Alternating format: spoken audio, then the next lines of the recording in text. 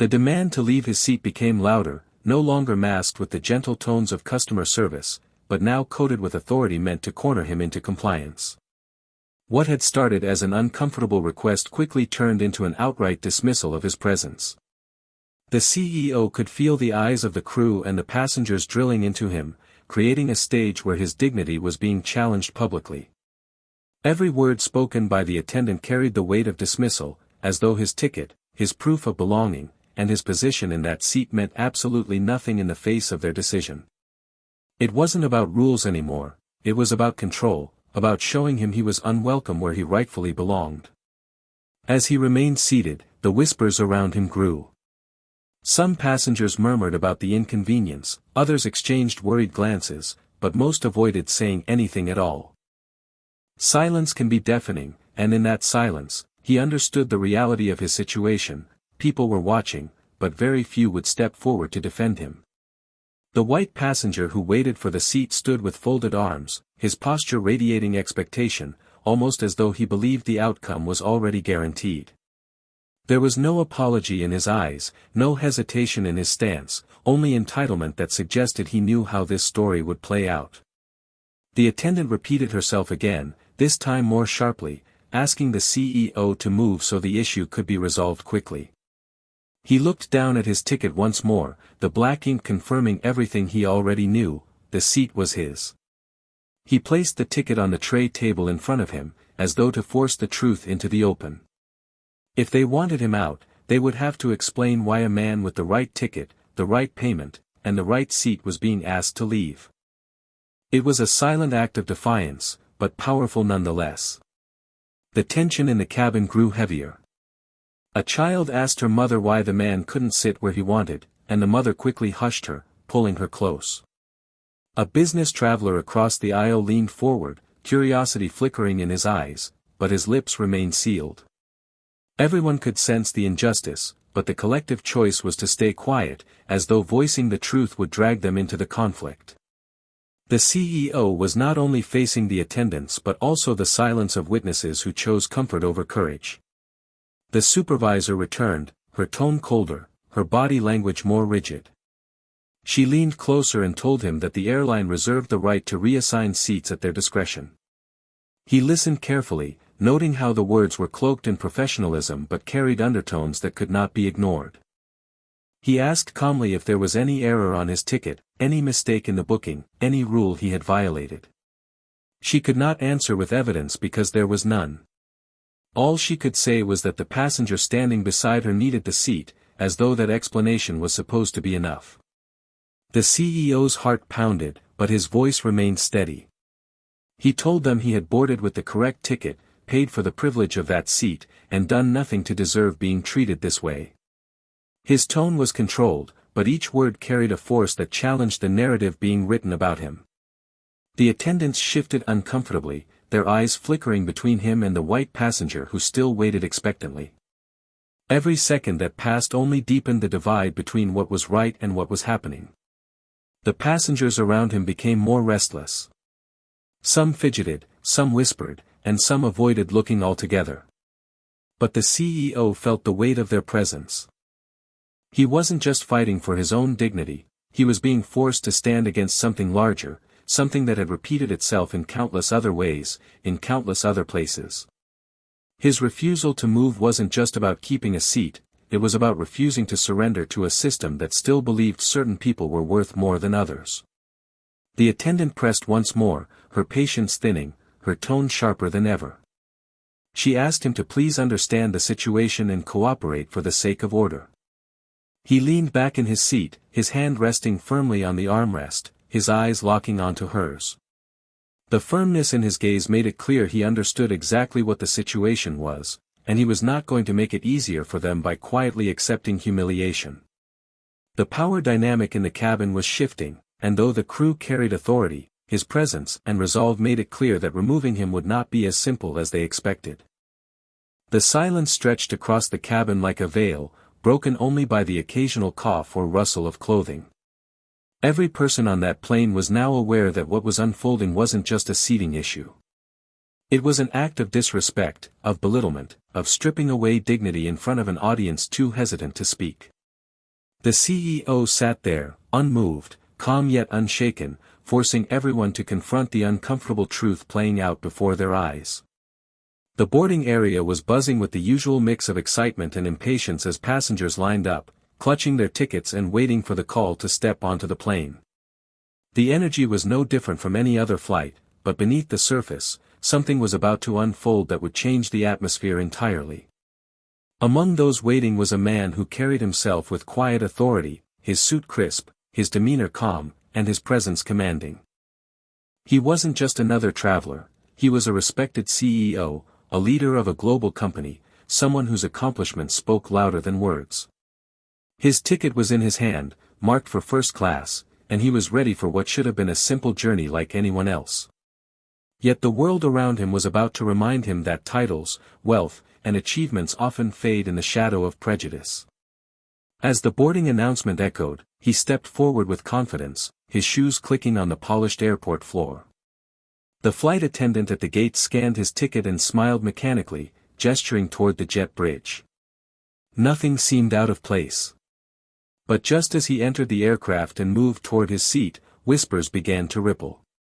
The cabin crew exchanged glances, their eyes darting between the ticket in his hand and the passenger who trailed behind him, a white man who looked unsettled, perhaps irritated.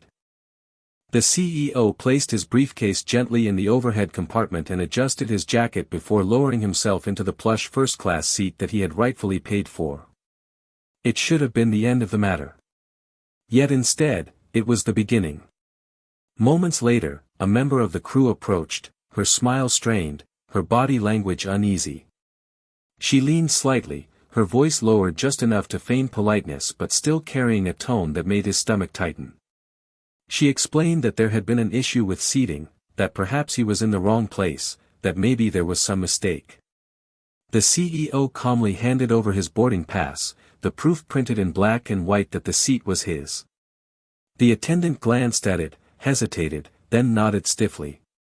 But even as she walked away, he could sense the tension had not disappeared. The man who stood a few feet away, the white passenger still waiting with an expectant look on his face, was staring directly at him as though silently insisting the seat belonged to him. The murmurs among nearby passengers grew. Some avoided looking, choosing instead to bury their faces in their phones or gaze out the window, while others watched with subtle curiosity, as though anticipating drama. The CEO sat tall, refusing to show irritation, though inside he could feel the sting of what was unfolding. Soon, another attendant returned, this time accompanied by a supervisor. Their expressions were serious, their voices firm but still cloaked in a layer of customer service politeness. They repeated the same claim: there had been a mix-up, and he would need to vacate his seat. The CEO's hand rested calmly on the armrest, his composure unwavering. Again, he presented his ticket, his eyes locking on the supervisors as if daring them to deny what was printed clearly. But logic wasn't the driving force here. Everyone in the cabin could feel it, the uncomfortable truth behind the crew's persistence. The white passenger shifted from foot to foot, growing impatient, his arms crossed as though waiting for the inevitable. Some passengers averted their eyes, not wanting to acknowledge the injustice playing out a few feet away, while others looked on with quiet disapproval but said nothing. The air thickened with unspoken tension, a clash between what was right and what was about to be enforced. The CEO could feel the weight of dozens of eyes on him, could sense the humiliation creeping in, not because he had done anything wrong, but because his very presence in that seat seemed unacceptable to someone else. The moment was more than a simple boarding issue. It was layered, charged, and heavy with history. The CEO's silence had stretched long enough that the cabin air felt thick with expectation. Everyone waited for him to either surrender or erupt, but he did neither. Instead, he lifted his head, adjusted his jacket, and slowly rose from the seat. For a fleeting second, the crew believed they had won, that their persistence had finally broken his resistance. The white passenger even leaned forward, ready to claim the space he had been so certain was his. But then, the CEO did something no one expected. He didn't move toward the back of the plane, nor did he step aside in defeat. Instead, he turned deliberately to face the aisle, his eyes scanning the rows of passengers who had watched silently, some with discomfort, others with indifference. His voice, when it came, was calm but resonant enough to reach beyond the first-class cabin. He asked the attendants to explain, loudly this time, why he was being asked to leave his seat when his boarding pass clearly showed otherwise. He raised his ticket into the air, holding it for everyone to see, leaving no room for confusion. His words cut through the whispers, and suddenly the hush of the cabin turned into a stunned silence. The passengers who had been pretending not to notice could no longer hide. Their eyes locked on the scene unfolding, and their ears strained to hear every word. The crew froze momentarily, caught off guard by his decision to make the confrontation public. They had hoped it would remain a quiet, controlled exchange, one where their authority could not be challenged. But now the entire plane was an audience, and the CEO had shifted the balance of power by forcing transparency. His response was not loud in anger but firm in truth, and that alone unsettled the structure they had been trying to enforce. The supervisor tried to recover, speaking about protocol again, using the same rehearsed phrases, but the CEO pressed further. He asked if any rule justified giving away a paid seat to someone else without cause. He asked if the color of his skin was the unspoken reason for the reassignment. His voice remained even, but each question was sharper than the last, cutting through the pretense of politeness. Passengers leaned forward, their silence now heavier than before, because his questions were ones they could not unhear. The white passenger's smugness faltered as he realized the spotlight had shifted. For the first time, his presence felt exposed. He was no longer the passive recipient of privilege hidden in the shadows of procedure, he was now part of a public spectacle that demanded accountability. The entitlement in his stance began to waver, replaced with an uneasy stiffness. His silence, once powerful, now made him appear complicit in something ugly and undeniable. The CEO's unexpected response turned the tension into a mirror for everyone present. Passengers who had wished to remain uninvolved now had to reconcile with what they were seeing. Some shifted uncomfortably in their seats, guilt flickering across their expressions, while others finally allowed their disapproval to show more openly. A man in the second row muttered that the situation was unfair. A woman further back whispered that the CEO was right. Small cracks of support began to form, though none yet strong enough to change the direction of the confrontation. The attendants hesitated, exchanging nervous glances.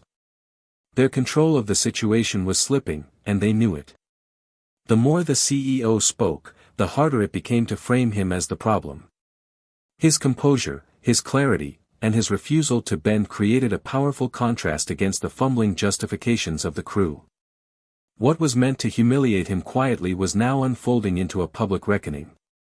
Every word he spoke carried weight because it was not shouted in rage but spoken with the steady authority of someone who had built his life on discipline and resilience.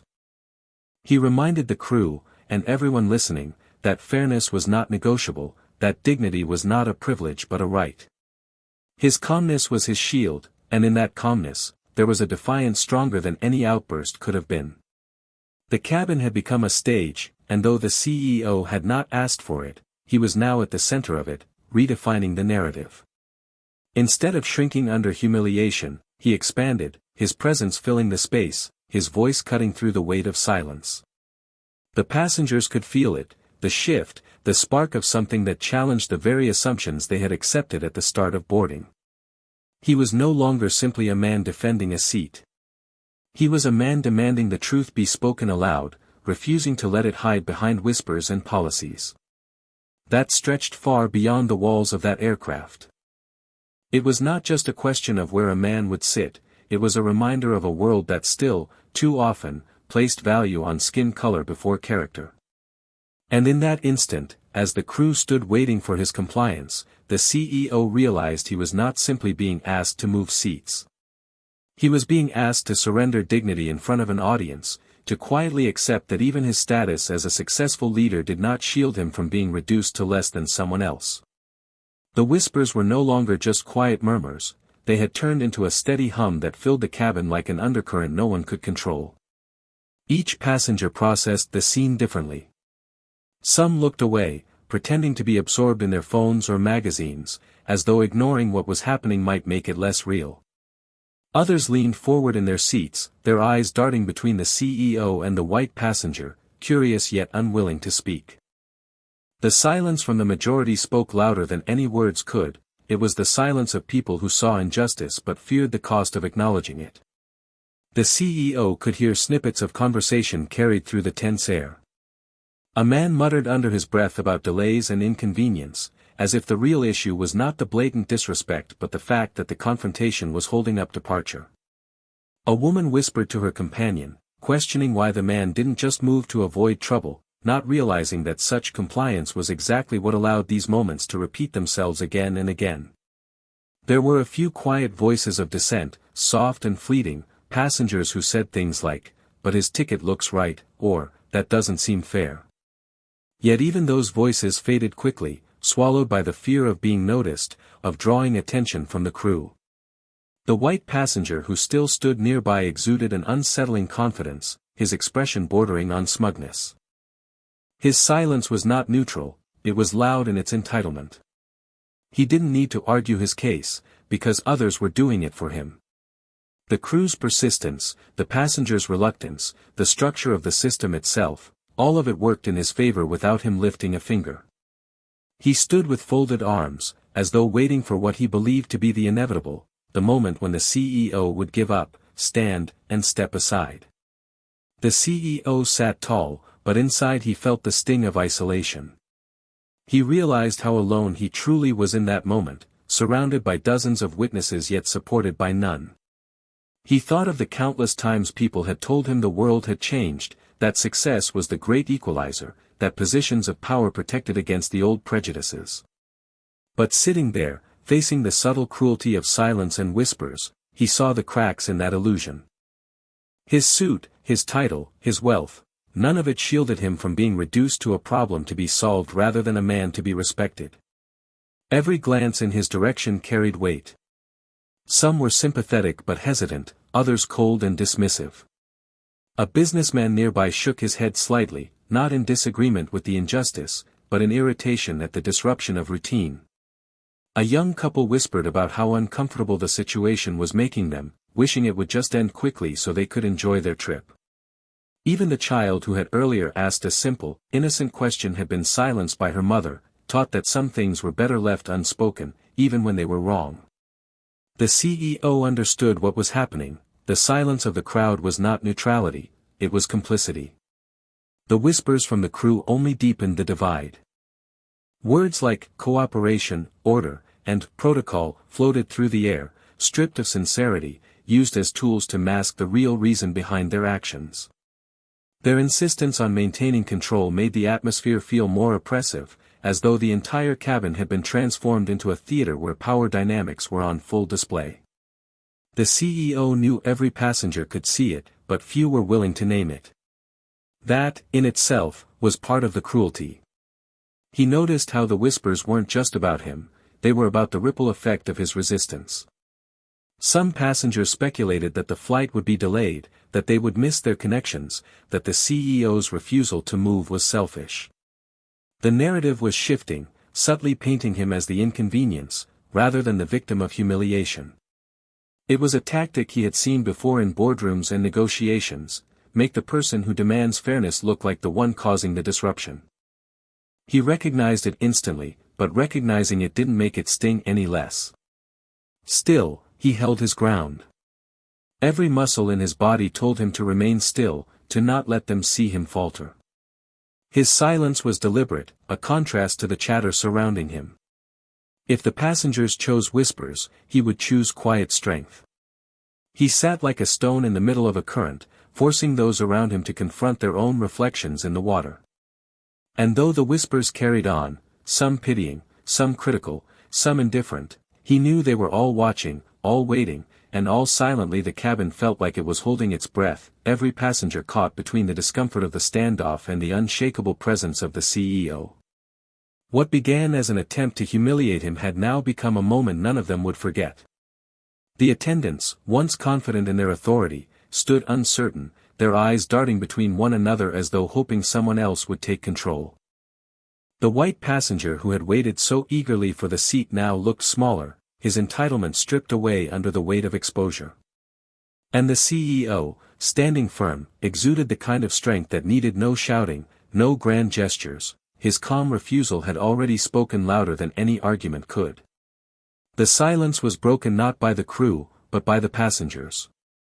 A woman in the second row finally raised her voice, asking why the man was being asked to give up his seat when his ticket clearly showed he belonged there. Another passenger added that it was unfair to humiliate someone who had followed every rule. These voices, small at first, began to ripple through the cabin. Murmurs of support grew louder, and the once passive crowd started leaning toward action. What had been whispers of discomfort earlier were now clear statements of disapproval directed at the crew. The CEO didn't ask for this support, but his steady presence had inspired it. He had shown everyone that silence was complicity, and in doing so, he gave them the courage to break their own. The attendants shifted uneasily as more passengers spoke up, questioning their actions, demanding answers, and pointing out the obvious injustice. The pressure that had once been placed on the CEO alone was now spreading across the cabin, making it harder for the airline staff to maintain their stance without consequence. The supervisor's tone wavered as she tried to regain control, reminding everyone that the airline had the authority to manage seating as they saw fit. But the words no longer carried weight. The passengers weren't satisfied with vague justifications, and the CEO's presence had stripped those excuses bare.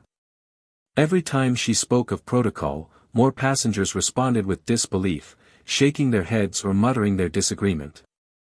The crew's authority, once unquestioned, was unraveling in the face of collective disapproval.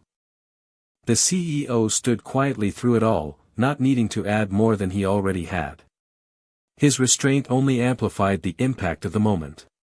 He had asked his questions, presented his truth, and forced the crew to confront their own actions in front of a cabin full of witnesses. Now, it was the voices of others that carried the confrontation forward, echoing what he had already made clear. He wasn't fighting alone anymore, his calm defiance had shifted the burden from his shoulders to the conscience of everyone watching. The white passenger finally spoke, his voice lower than anyone expected. He suggested it might be better to end the situation quickly, his earlier entitlement replaced by discomfort. It was clear that the longer he stood there, the more he became a symbol of the injustice playing out. The spotlight he once welcomed now burned uncomfortably, making him shrink rather than expand. His silence had once empowered him, but now it betrayed him, exposing him as the passive recipient of privilege that no one could defend. The turning point had arrived. What the crew intended as an act of quiet dismissal had grown into a public reckoning. The passengers had seen the truth laid bare, and their reactions had made it impossible for the airline to continue without consequence. The manager, sensing the tide had shifted, exchanged tense whispers with the attendants. Their confidence was gone, replaced with a frantic search for resolution. The CEO, still calm, adjusted his jacket and sat back in his seat, his boarding pass resting in plain view on the tray table. The simple act carried more weight than any speech. It was a statement of belonging, a declaration that no one could erase his right to be there. His silence, now reinforced by the voices of the passengers, became the loudest sound in the cabin. It was the silence of resilience, of dignity held high in the face of humiliation, and of strength that forced even those who wished to look away to confront the reality in front of them. The plane had not yet taken off, but already it had carried everyone on board into a moment they would remember long after the journey was over. The confrontation was no longer just about one man and one seat, it had become a mirror reflecting something much larger, something uncomfortable, something undeniable. Every passenger, every crew member, and even the man who had hoped to claim the seat could feel it pressing on them, a weight that would not easily lift. Complicit in whatever came next. The tension inside the cabin had reached its breaking point. The attendants, once confident in their authority, were now visibly unsettled. Their words faltered, their tones shifted, and their expressions betrayed unease. What was supposed to be a routine enforcement of a so-called protocol had transformed into a confrontation that exposed something much larger than a seating dispute. Passengers who had initially ignored the situation were now fully engaged, their eyes fixed on the CEO who stood calmly in the aisle, his boarding pass still raised like undeniable evidence. The